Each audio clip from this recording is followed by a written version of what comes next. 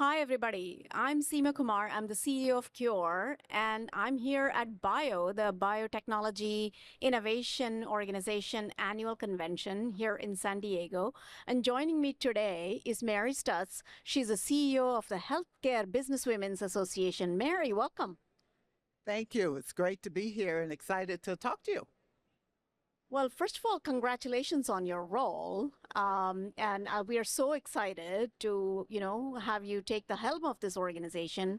For those who may not know what HBA is all about, could you give us a quick little brief on what HBA is about? What is its mission and what does it do? So the HBA is a professional association.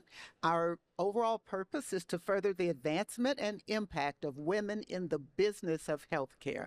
We have over 160 corporate partners across the life sciences and biopharma and health ecosystem. We're in over 80 countries, and we represent our corporate partners represent a workforce of about 5 million employees. So we are very much focused on developing women in their careers, but we also have expanded our remit to look at women's health and wellness. We're also looking at supporting women innovators. We know that the majority of the health equity innovation is coming from women, but they're not being funded at the same level as innovations coming from men. So we have a big focus on funding women innovators, and we also are looking at the workforce, the pipeline for the workforce of the future. As you know, the majority of the healthcare workforce is female.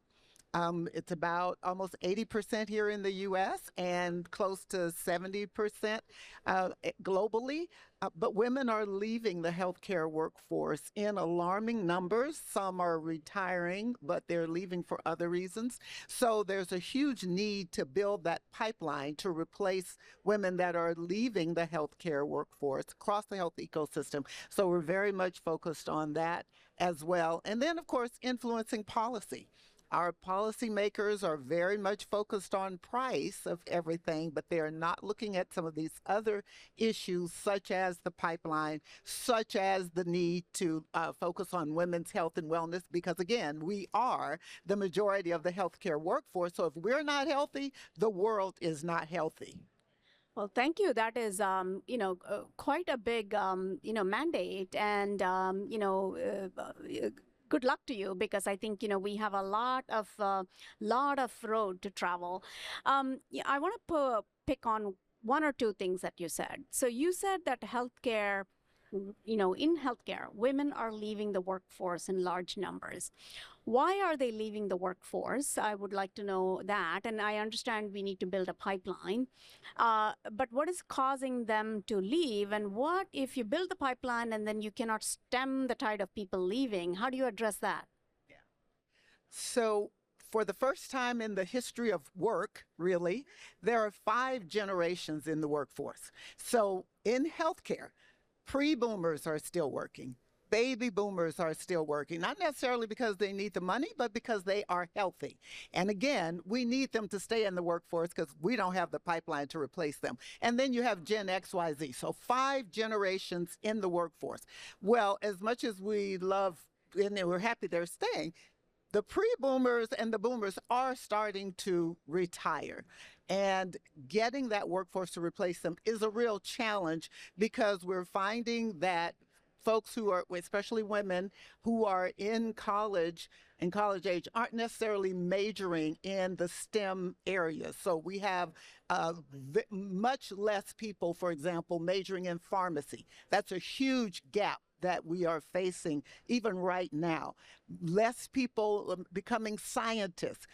That's a huge gap. And again, we need women in these roles so that we can get the inclusive research, we can get that focus. So what we're having to do is go further upstream and focus on even high school and middle school girls to make sure that and people of color, I would add, to make sure that they are aware of the potential in the life sciences and STEM, and we can get them actually majoring in it. And so this is huge because, again, if we don't, these are not roles that you can just come out of college and immediately be at your peak. It takes years of building the expertise and the knowledge in healthcare to really make the significant difference and impact. And so that's why we've got to go further upstream. And when you talk about why women are leaving, they were leaving even before the Great Resignation. And certainly the things that happened with COVID caused a lot of women to leave, but they also are going to other career areas. And for whatever reason, they are not selecting healthcare related and STEM related majors. And so that's why it's very important for us to focus on that. This has major implications. I want to actually refer to this new report that we actually released yesterday called Ready, Set, Grow, and it has to do with the biotech sector in general.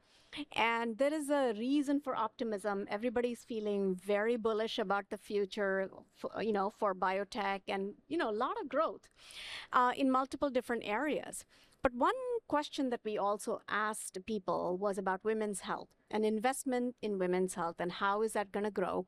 And the correlation between more women in STEM careers, more women in investment careers, more women who are founders of companies, and how will that result in more innovation and more investment in women's health? And we found actually that there is broad agreement across men and women that this is an underfunded area, underleveraged area. McKinsey reports that, this market is, let's face it, women are half the population of the world.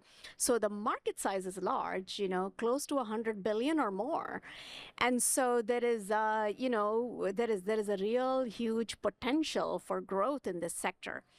And yet, we're still nowhere close to being where we need to be. Only 2% of the funding, the capital, goes to women. So any thoughts on what can we do? There seems to be momentum in this arena. How do we keep that momentum growing? Yeah, it's unfortunate that we are not seeing the support that we need. And so, one of the first solutions that I talk about, we need more women in decision making roles. And we need more women in decision making roles in the industry, certainly in the VC space. We need more women because that is how we are going to assure the inclusion and the focus. Because let's face it, while we have many women who are able and interested, the majority of the decision makers are men, and men control the purse strings. And so what's happening is that they are opting to fund things that benefit men because for some reason they perceive that there is not going to be the profitability if they are funding women's innovation and women's ideas, which is totally wrong and erroneous. Actually, there's huge potential for profitability with funding women's innovation. And but at the end of the day, we need women in decision-making roles because what's happening beyond the fact that men are not funding women's ideas, the things they are funding are diseases that primarily and things that primarily impact men. So then you don't see the advances, which is a horrible trajectory because, again, if there's no focus on women's health care, then they are not getting what they need and they are suffering. What do I mean by that? So the number one and number two killers of women, cardiovascular disease, and lung cancer. Those are primarily male diseases that have not been researched accurately and adequately in women so that women are not being treated. They're not even being diagnosed until it's too late. They are too far along. And that's because there has not been the focus on even the research and development for diseases and things that impact women. So this is why it's so important to have more women in decision-making roles in organizations where you are making sure you are practicing inclusion, organizational readiness, that you are looking across your entire organization. Are you being inclusive in your research? Do you know they didn't even use female mice in research until recently? Women were not included in clinical trial research till 1993. There is a reason women's health is behind that of men, but the repercussions to society globally of that is massive. And that's why the McKinsey report that was released at Davos called it a $1 trillion opportunity to close the gap between women's health and wellness and men's health and wellness. And interestingly, what the women at McKinsey said when and they shared this. They met with me in San Francisco before they issued the report at Davos, and we all went to Davos to issue it. But they said when they initially met with the partners to say they wanted to do this research, the men partners said to them, "Why do you need to do this type of study? You women already live longer than us men." Yeah, true story. Yeah. And so what they said is, yes, we live longer, but we have less healthy years than men because the majority of the time when women are having health issues, it's when they are working. And so there is a lot of work that needs to be done, but we've got to put more women in the decision-making roles, and we've got to fund women's innovation. That's why at the HBA, we're hosting our first women's innovation pitch collaboration at our annual conference in Toronto in September. And we're calling all women innovators in whatever healthcare field, not just women-borne diseases, but also all types of innovation, because the work we do in innovation benefits everybody.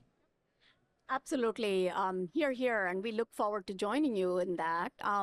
But the good news, I want to, tell you that what we found is that there is broad agreement and support.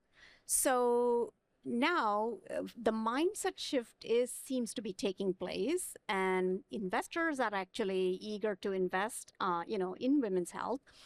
I think what we need now to do is to really keep the momentum growing.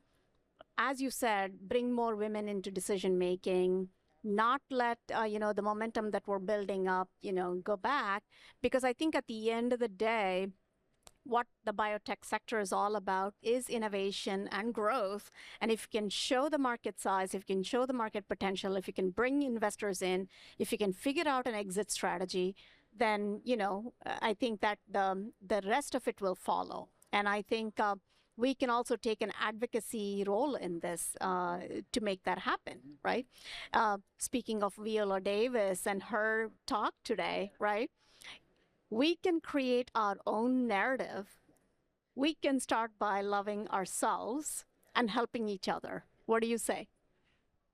Absolutely, we have to create our own narrative, but we also have to make sure that we are drawing attention to the inequities that are happening. It never ceases to amaze me how the development is happening and new drugs are being developed that have not been tested on women and people of color. And yet the companies, my beloved biopharma companies, still expect those very same people who were not included in the study to take those therapies and suffer the consequences because they have not been tested on them. So this is where I'm saying having more women and people of color in decision-making roles, our industry has got to do that across the board, whether it's in the research or at the bedside on the patient care side. And even when you look at some of the things like Viola talked about, the fact that we put the onus on on knowledge and health literacy on the patient without putting any onus on ourselves to be culturally literate and make sure that we are reaching out to people and that we have a workforce that reflects and is representative of the patient population. Because let's face it, all of us, I don't care what our background, our race, our ethnicity, all of us most trust people who look like us. Yeah. That is human nature. It is not going to change. That's why that male-dominated society with clinical trials, more men, more men running the business stuff, because they are comfortable around men, people who look like them. But we've got to bust that bubble because it is not working for the rest of the world.